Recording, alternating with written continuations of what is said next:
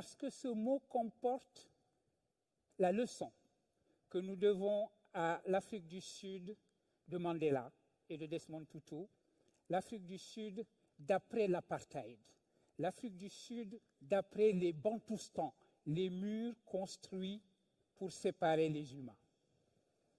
Ubuntu, c'est justement l'affirmation contre ce faux premier de la tribu que l'humanité, en vérité, est première et qu'elle doit fonder une politique de l'hospitalité à une époque comme la nôtre où nous vivons la crise migratoire la plus importante, tout le monde le dit, depuis la Seconde Guerre mondiale.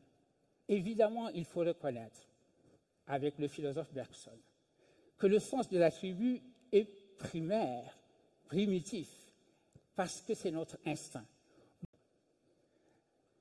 Eh bien, cependant, il est possible de considérer que la valeur qui nous meut, ou celle qui doit nous mouvoir, celle qui correspond à Ubuntu, n'en est pas moins réelle. Bergson le disait, nous avons quand même deux sources importantes pour l'idée d'humanité en général, même si celle-ci, encore une fois, n'est pas instinctuelle ou instinctive. La première source, c'est la raison philosophique, la raison que nous avons en partage. Il suffit de raisonner pour trouver en soi l'idée que l'humanité est chose réelle. La deuxième source de Bergson, c'est la religion. Et la religion, de ce point de vue, fait même mieux que la philosophie. On peut être sidéré de voir qu'en 2017, dans une ville universitaire, de jeunes nasillons peuvent défiler en portant des torches, des flambeaux et en proclamant « Blood and Soil » comme dans les années 30 et autres slogans fascistes, ou de voir le Ku Klux Klan se sentir une nouvelle jeunesse, se sentir des ailes. Ce sont là, on va dire, des aspects grotesques. On pourrait considérer qu'il s'agit là d'aberrations, et c'est vrai.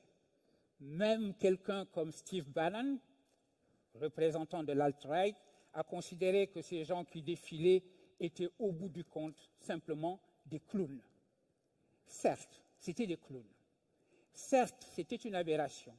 Mais cette aberration était aussi simplement la puissance maximale de quelque chose de malheureusement bien plus répandu et bien plus diffus, dont il faut que nous tenions compte, qui est ce que j'ai appelé jusqu'à présent l'ethnonationalisme, évitant le mot de populisme qui me semble un peu trop noble puisqu'il comporte la notion de peuple pour désigner ce qu'il faudrait appeler soit un tribalisme, soit un ethnonationalisme.